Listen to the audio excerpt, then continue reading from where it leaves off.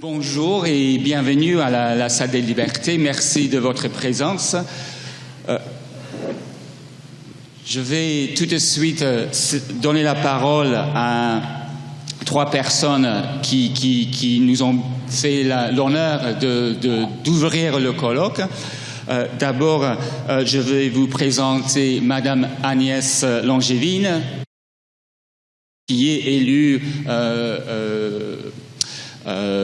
Europe Écologie Les Verts sur la liste Nouveau Monde aux élections régionales de 2015 et qui est actuellement la troisième vice-présidente en charge de la transition écologique et énergétique, de la biodiversité, de l'économie circulaire et des déchets au Conseil régional Occitanie, Pyrénées, Méditerranée, oui, parce que j'ai tendance à dire pays catalan, mais non, c'est Occitanie, Pyrénées, Méditerranée. Je vous donne la parole, Agnès. Ouais. Voilà. Oui. Par contre, il y a, je sais pas, il y a une. Oui. Ah, c'est parce que les deux micros sont trop proches. Celui-ci. D'accord. Bonjour à toutes et tous et vraiment merci pour votre invitation. C'est vrai que quand j'ai lu le programme, j'ai quand même été impressionnée par la qualité et des orateurs, oratrices et des thématiques abordées qui sont finalement, en tout cas dans leur formulation, de premier abord assez éloignées de ce que nous, on peut poser dans le champ de notre action politique. Il m'a semblé assez intéressant de pouvoir en tout cas resserrer les liens qui sont quand même existants entre effectivement les scientifiques et les élus, qu'ils soient des élus locaux, des élus départementaux, des élus régionaux, pour faire en sorte effectivement de pouvoir, notamment dans le champ de la transition écologique, qui vraiment s'appuie peut-être plus que d'autres dans le contexte actuel d'urgence climatique, qui s'appuie vraiment sur des observations, des études scientifiques qui désormais ne font plus l'objet de doutes ou de remise en question, ou en tout cas à la marge, et de pouvoir repartir sur peut-être un dialogue plus direct, plus opérationnel aussi pour nous élus, pour vraiment accélérer cette transition. Pourquoi je dis ça? Parce que dans le champ de la transition écologique et énergétique, au regard évidemment des urgences, qu'elles soient environnementales, vous connaissez les chiffres aussi bien que moi, le fait que nous ne soyons pas sur la trajectoire des accords de Paris, que les émissions de gaz à effet de serre soient reparties à la hausse, l'effondrement de la biodiversité avec notamment le dernier rapport de WWF, la disparition des oiseaux, des mammifères, des insectes, les impacts bien sûr sanitaires au niveau de la qualité de l'air, des impacts, et je crois que ça sera l'intervention aussi cet après-midi de Cynthia Fleury, des impacts aussi sur finalement le psychisme, notre psychisme au niveau des représentations, de notre lien à la nature, enfin tous ces impacts que nous mesurons et qui par contre ne suffisent pas à lever à la fois des résistances individuelles, des freins évidemment collectifs pour amorcer vraiment le changement de modèle et accélérer la transition. Quand on est élu, parce que j'ai choisi de parler de ma place, on peut avoir, et c'est le cas vraiment en région Occitanie, on peut avoir de l'ambition politique, du volontarisme, des moyens financiers qui sont dédiés. Nous avons engagé des feuilles de route assez déterminées, que ce soit sur le plan de la transition énergétique avec un scénario de région à énergie positive. Sur le volet de la biodiversité, nous avons créé une agence régionale biodiversité. Nous élaborons une stratégie qui mobilise vraiment tous les acteurs de la biodiversité, des scientifiques, des associatifs, des collectivités, des gestionnaires d'espace, etc. Nous avons une trajectoire aussi assez forte sur des enjeux, comme par exemple les enjeux de zéro artificialisation nette, qui, dans le champ politique et des élus, n'est pas facile à tenir, au regard à la fois de la pression démographique, mais aussi du modèle d'aménagement qui est encore dominant. Pour autant, il y a cette difficulté vraiment à mettre en œuvre cette transition dans les territoires. Il y a cette difficulté de mobiliser vraiment la grande majorité des citoyens, de faire de ces questions-là un enjeu qui se place vraiment au rang numéro 1 des préoccupations de chacun. La dernière étude nous montre que seuls les moins de 35 ans, CSP+, et en milieu urbain, mettent les questions environnementales en haut de la liste. Et donc, pour nous, il est très important qu'on arrive à travailler mieux avec vous pour faire en sorte de lever ces résistances et de travailler vraiment sur les représentations, sur un nouvel imaginaire aussi, sur une nouvelle relation à la nature qui, de mon point de vue, a été coupée. Et je pense que, en tout cas, un certain dogme scientifique et du progrès en est aussi une des raisons, donc de comment on va pouvoir se réconcilier avec la nature, comment on va pouvoir aborder aussi, et c'est des questions vraiment d'actualité, tout ce qui tourne autour, et c'est des questions aussi d'éthique, tout ce qui tourne autour des services rendus par la nature, de leur valorisation monétaire, des séquences comme la compensation. Enfin, on a beaucoup de débats à la fois techniques, financiers, sociaux et éthiques à avoir ensemble. Sauf que ces lieux d'échange, ces lieux de dialogue avec les citoyens n'existent pas vraiment. Et peut-être que, à travers la nouvelle agence régionale biodiversité, on arrivera peut-être à créer cette espèce de forum permanent où le citoyen sera au cœur de ces enjeux et aura la main. Alors évidemment, pas passer à côté de l'actualité des Gilets jaunes qui vraiment nous interpelle aussi, à la fois par maintenant ce que ça peut exprimer de colère plus globale sur le pouvoir d'achat, de voir comment effectivement on accompagne mieux cette transition et puis d'en faire vraiment aussi un enjeu social.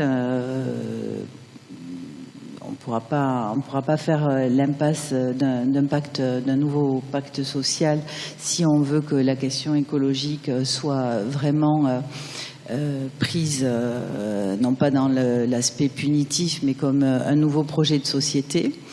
Donc là, voilà, je nous invite vraiment à trouver des espaces. Alors, on le fait au niveau de la région. On soutient les associations qui mettent en œuvre des programmes d'éducation à l'environnement.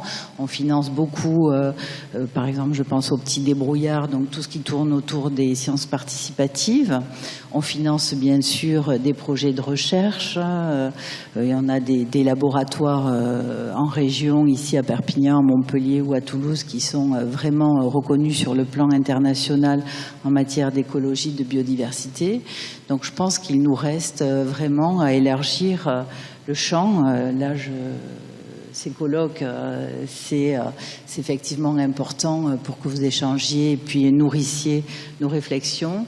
Reste à savoir, et c'est vraiment, à mon avis, un des enjeux de société, comment on va pouvoir avoir ces espaces de dialogue entre scientifiques, entre citoyens, entre élus, pour faire en sorte qu'on puisse dépasser des fractures quand même qui sont vraiment très importante, en témoignent encore une fois les gilets rouges, où la question de la complexité de la transition énergétique, de sa globalité, finalement passe vraiment en arrière-plan, et j'en comprends les raisons, pour encore une grande majorité des citoyens. Donc je pense que nous avons vraiment un travail à faire. Alors vous travaillez effectivement là dans le champ des sciences humaines, des représentations, des perceptions, de la sémiotique, et peut-être que c'est peut-être ça qu'il faut arriver à mettre en place, réintroduire aussi, peut-être travailler plus dans le champ de l'émotion, ce qu'on ne sait peut-être pas faire, et donc retrouver vraiment ce lien à la nature. En tout cas, je vous souhaite de bons travaux, et vraiment, encore une fois, bravo pour l'initiative. Et j'espère que la prochaine sera peut-être un peu plus hors les murs, ou pourra peut-être prendre des formes un peu plus populaires. Merci.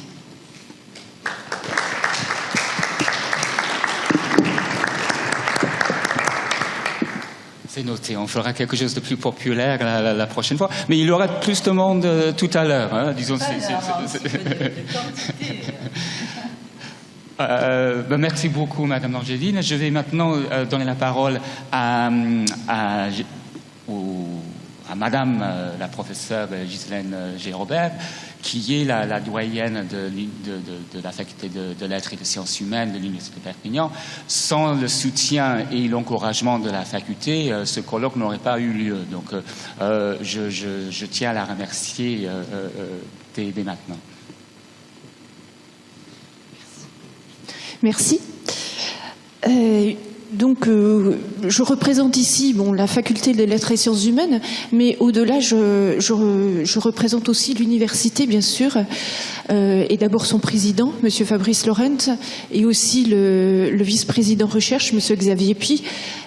Tous deux n'ont pas pu faire le déplacement, mais je les représente ici. Et je voudrais dire combien toute l'université, et la faculté des LSH aussi bien sûr, mais est honorée et heureuse aussi de vous recevoir ici.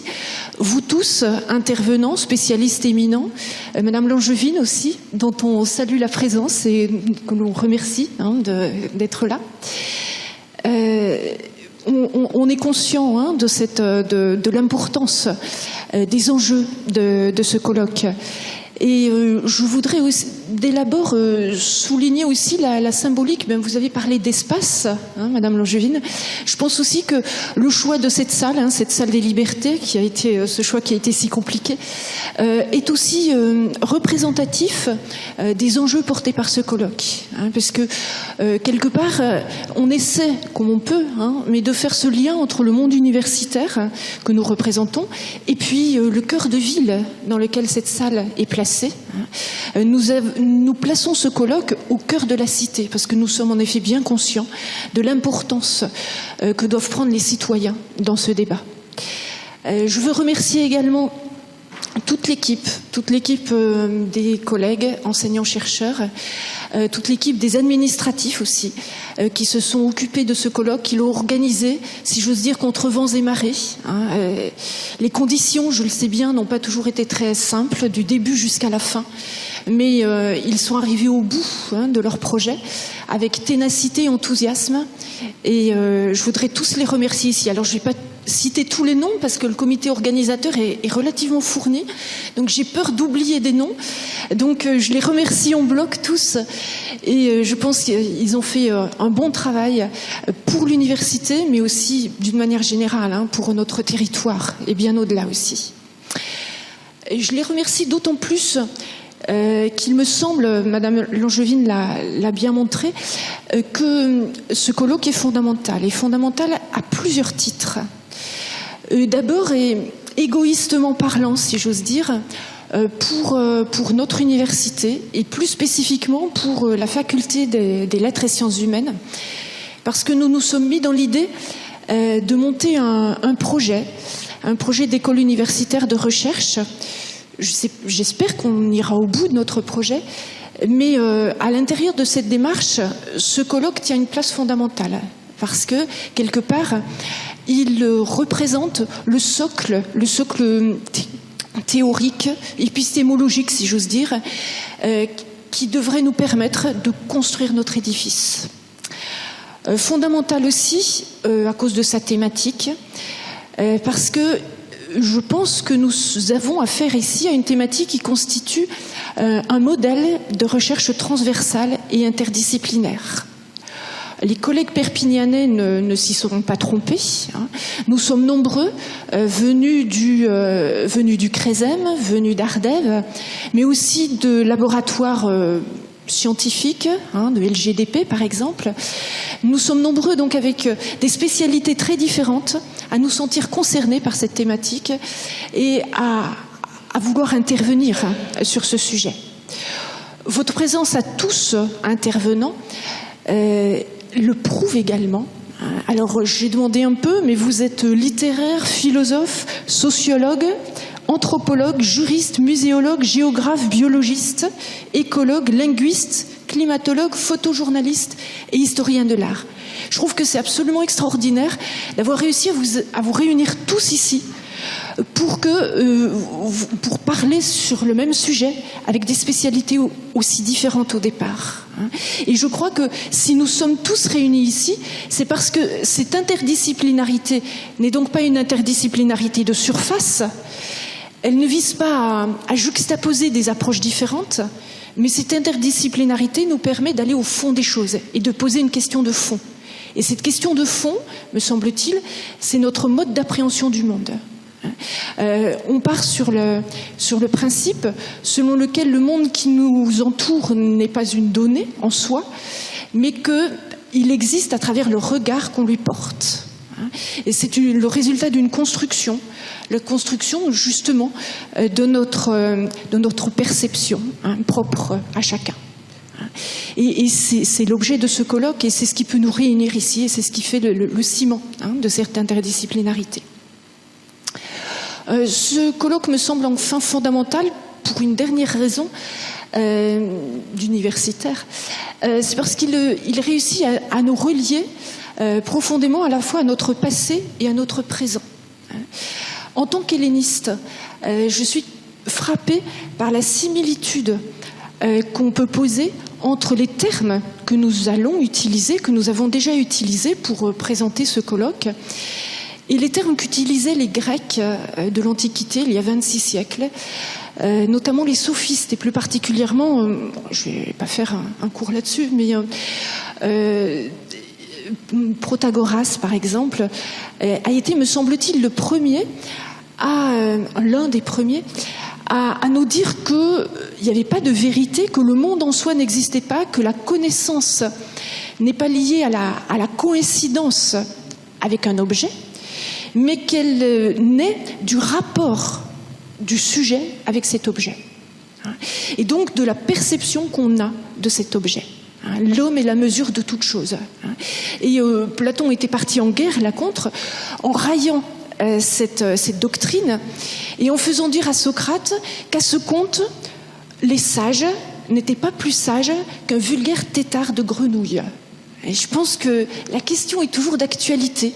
Quel point commun, quelle différence pouvons-nous trouver entre un sage et un tétard de grenouille ?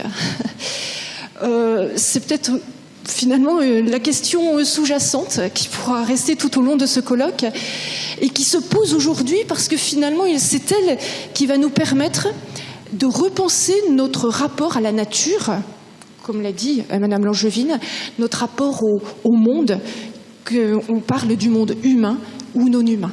Je pense que c'est finalement l'objet de ce colloque. Et je vous laisse donc à votre réflexion, qui sera certainement très riche et très intéressante.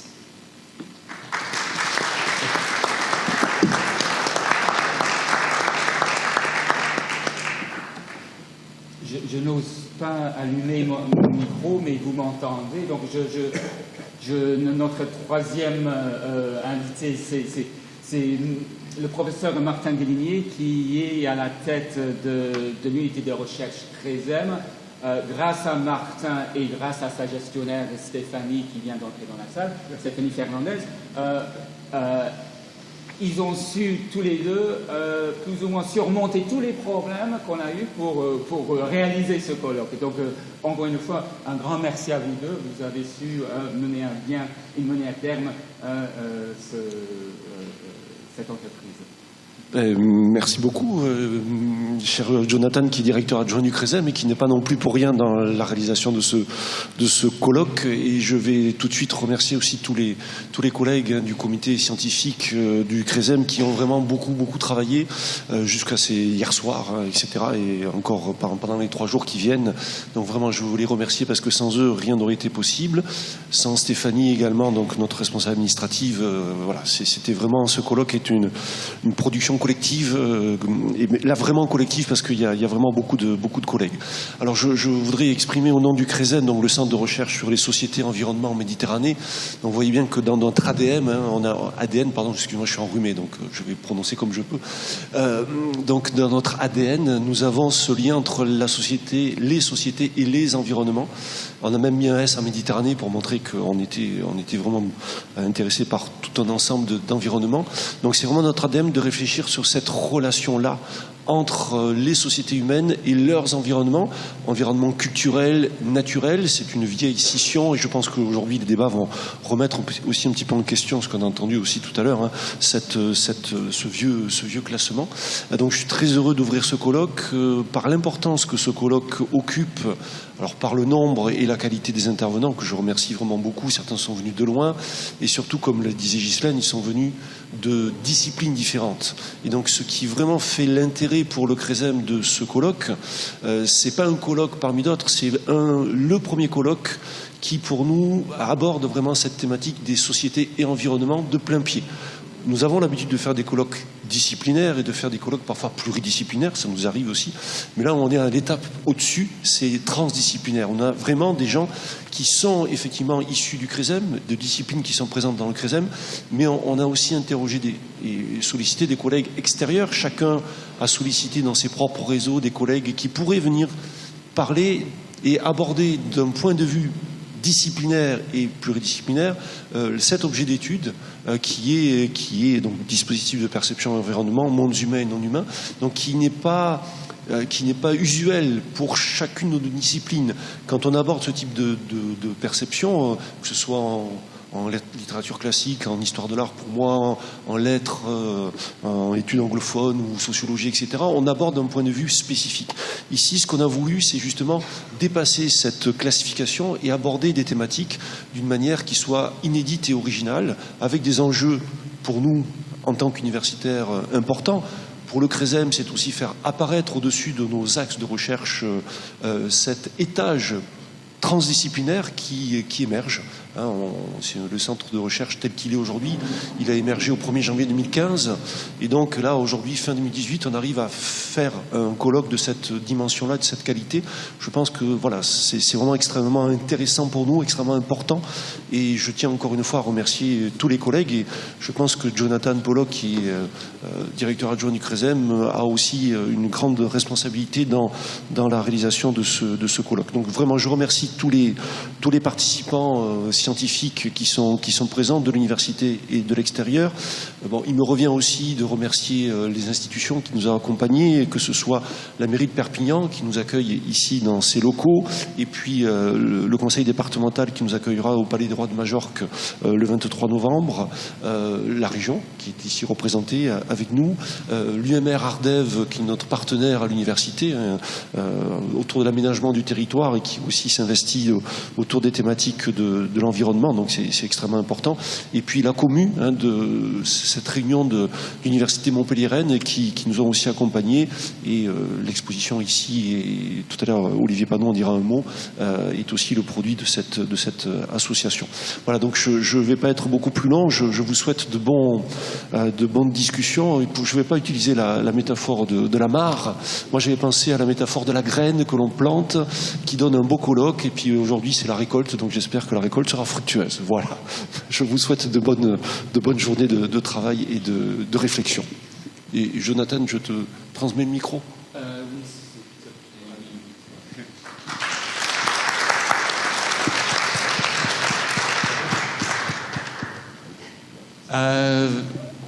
Pour terminer cette ronde de remerciements, j'aimerais à mon tour remercier vous, les conférenciers, d'avoir accepté notre invitation à venir partager vos idées et vos connaissances pendant ces 3 jours ici à Perpignan. Au lieu de l'ancien appel à communication, nous avons choisi de vous solliciter directement car vos travaux nous ont guidés et nous guidons encore dans l'élaboration d'un programme de recherche et d'action, devrais-je dire, ayant pour visée d'examiner les questions de perception et d'environnement. En ajoutant la notion de dispositif dans l'intitulé de ce congrès, nous avons voulu tordre le cou à l'idée de la perception comme activité spontanée, saisie immédiate des choses. Nous le savons depuis au moins Aristote, la perception est toujours déjà discrimination, cognition, mémoire, sémiose. Les conditions qui déterminent son exercice sont d'ordre multiple. Physiologique, culturelle, historique, technique, verbale, transcendantale. Elles diffèrent selon les espèces et au sein d'une même espèce, suivant les époques, les régions, les groupes sociaux, les individus. C'est dire qu'il y a du jeu, J-E-U, il y a du jeu dans les taux des déterminations. Elles ne sont pas fixées une fois pour toutes. Les conditions de la perception peuvent évoluer. Nous pouvons changer de perspective. Au XIXe siècle, l'université européenne a commis un acte de physiocide, selon le mot de Ian Hamilton Grant, en séparant les sciences humaines des sciences naturelles et en incitant ces dernières à réduire la nature à tout ce qui est antérieur et extérieur à l'esprit humain. Par conséquent, l'ancienne physis est devenue une sorte d'objet résiduel, incapable d'occuper la place de sujet. Très tôt, l'absurdité d'une telle situation s'est fait sentir. Mais il n'empêche qu'aujourd'hui encore, nous avons du mal à concevoir que la subjectivité, le langage, la culture puissent concerner d'autres espèces que l'espèce humaine. Cependant, il n'y a aucune superstition dans la vérité animiste, qui est aussi tout bonnement une vérité biologique, et qui assigne une personnalité morale à des êtres vivants autres qu'humains. Sera sujet ce qui vient au point de vue, nous dit la sagesse perspectiviste. Or, tout être capable de sensation, de perception, d'action et de communication, c'est-à-dire tout être vivant, occupe un point de vue.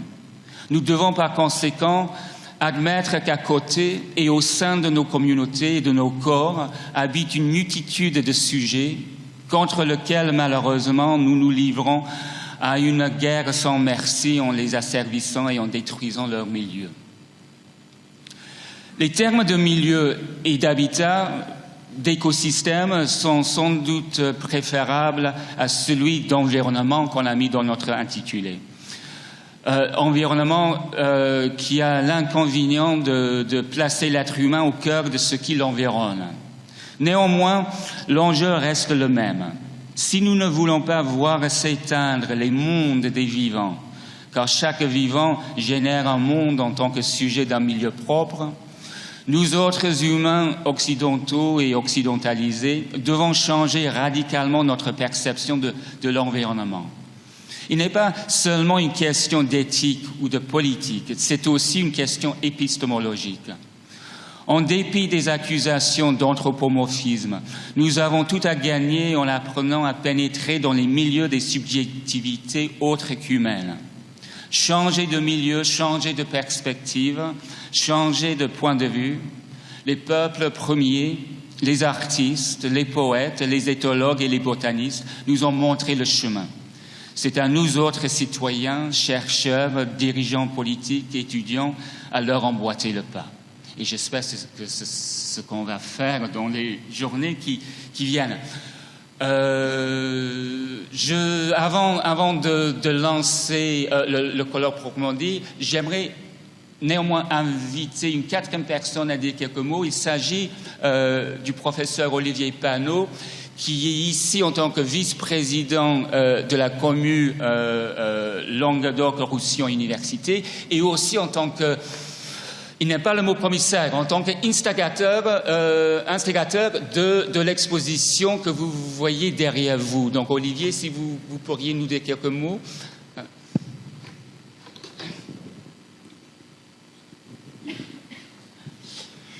Merci. Bon, juste brièvement, j'ai plusieurs casquettes ici. Moi, la première, c'est celle de vice-président effectivement de la commu Languedoc-Roussillon, qui a le plaisir de soutenir ce colloque, qui, je pense, est très important. Juste 2 mots sur la commu, très très brièvement. La commu, c'est bien sûr la communauté du monde universitaire de l'enseignement supérieur de l'ex-région Languedoc-Roussillon. Et donc cette commune a pour vocation d'aider la communauté à mener des actions. Et la communauté va vraiment dans notre ex-région Languedoc-Roussillon, du Rhône jusqu'aux Pyrénées. C'est une belle communauté universitaire. Et donc, en l'occurrence, elle soutient cette initiative transdisciplinaire. J'ai bien retenu la différence entre transdisciplinaire et pluridisciplinaire, qui à mon avis est essentielle dans le domaine qui nous intéresse aujourd'hui. Alors, vous aurez remarqué effectivement qu'il y a quelques photos qui sont exposées au fond de la salle. Donc je suis pas le commissaire, je suis un peu l'entremetteur de cette affaire. Donc je vais vous dire 2 mots très très rapidement. Donc moi je suis écologue, je suis scientifique, je suis génomicien en fait. Bon. Je vous en dirai 2 mots, j'essaierai de vous en dire 2 mots demain matin. Mais nous, les écologues, au sens large, ça fait bien sûr des années, en fait plus de 150 ans avec Darwin, qu'on sait que la biodiversité est essentielle pour la survie des espèces. Et je vous rappelle qu'Homo sapiens, c'est une espèce, donc notre survie aussi à nous. Et on le dit, on le montre, on le remontre. On n'arrête pas de le démontrer et on n'arrête pas, en fait, d'être complètement ignoré. Et bien sûr, alors Agnès Langevin l'a très bien formulé, je sais qu'on va dans le même sens, mais on n'y arrive pas. On a beau dire, on a beau faire, on a beau démontrer scientifiquement les choses, la catastrophe annoncée, qui est l'érosion de la biodiversité, on n'y arrive pas. Nos preuves scientifiques se heurtent aux réalités économiques, je ne sais pas, bon, on ne va pas en débattre aujourd'hui. Et donc l'idée de cette exposition, c'est une rencontre avec des artistes. Alors c'est une rencontre entre l'art et la science. Ça sera un peu ambitieux, c'est un peu pompeux dit comme ça. Et c'est une expérience inédite. Toutes les expériences sont inédites. Celle-là, pour moi, elle est particulièrement inédite. Donc l'idée était d'aller chercher des photographes qui sont là, au fond de la salle. Ils nous ont fait le plaisir de venir de Barcelone. Donc José Casanova et Josep Casacuberta, qui sont au fond. On les a invités à venir dans la forêt de la Massane, qui est une réserve, un lieu exceptionnel. Il n'y en a qu'un seul, enfin il y en a plusieurs des forêts, des vieilles forêts, mais c'est un endroit exceptionnel dans la région Occitanie. Et en Europe, 8000 espèces sur 300 hectares, vous voyez, je ne sais pas si ça vous dit grand-chose. Et on est là pour voir si ça vous dit ou pas grand-chose. Mais et ils sont venus pendant 1 an prendre des photos et nous livrer leur perception de la biodiversité. À nous les scientifiques. Et en fait, c'est un dialogue, cette exposition. J'espère que vous le découvrirez vous-même. En dessous des photos, il y a des textes. Et Joseph Garrigue, qui est le scientifique responsable de la réserve, a répondu à ces photos par un petit texte. Donc c'est vraiment un échange entre scientifiques et artistes. Je ne sais pas ce que dites-nous ce que vous en pensez. C'est une expérience. Voilà. Donc merci beaucoup aux organisateurs de nous avoir donné l'occasion de présenter. Alors c'est une avant-première privée, elle est partielle, il y a à peu près la moitié des photos. Il y aura un vrai vernissage de l'exposition, on ne sait pas encore quand ni où, pas loin d'ici probablement, et vous serez bien sûr tous bienvenus et invités pour le vernissage de cette exposition. Merci beaucoup.